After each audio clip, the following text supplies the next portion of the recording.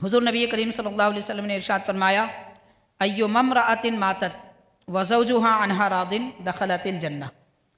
इरशाद है, फरमाने आलिशान है नबी करीम सल्लल्लाहु अलैहि वसल्लम का कि जो औरत इंतकाल कर जाए इस हाल में कि उसका शौहर उससे राज़ी हो, यानी शौहर की ज़िंदगी में बीवी का इंतकाल हो जाए मगर शौहर उससे राज़ी हो तो वो औरत जन्नत में दाखिल हो जाएगी।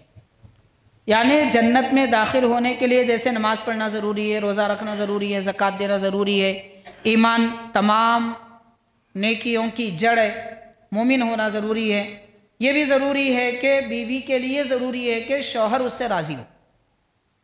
यहाँ बात गौर करने की ये है कि बीवी का काम ये है कि वो शौहर को राज़ी करे।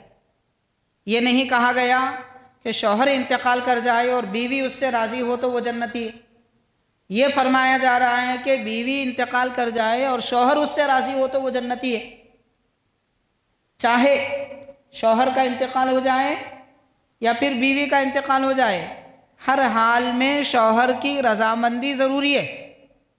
जब तक शौहर बीवी से राज़ी है तब तक बीवी जन्नतियों के काम में।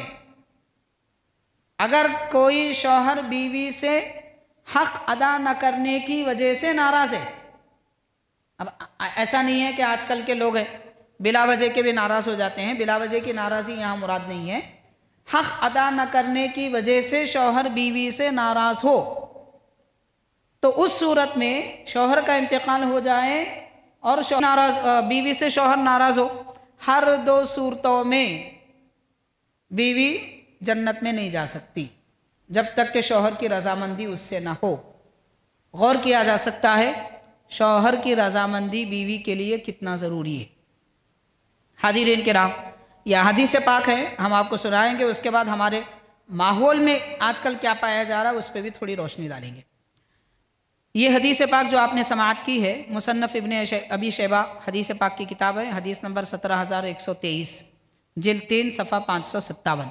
इब्ने माजा की भी ये हदीस पाक है, हदीस नंबर 1854। वो बाज़ाब्ता हुज़ूर नबी करीम सल्लल्लाहु अलैहि वसल्लम का ये फरमान है। इससे ये मालूम होता है कि घर का माहौल अच्छा रखना है, अल्लाह रसूल को राज़ी करना है तो बीवी का काम ये है कि वो शौहर को राज़ी करे।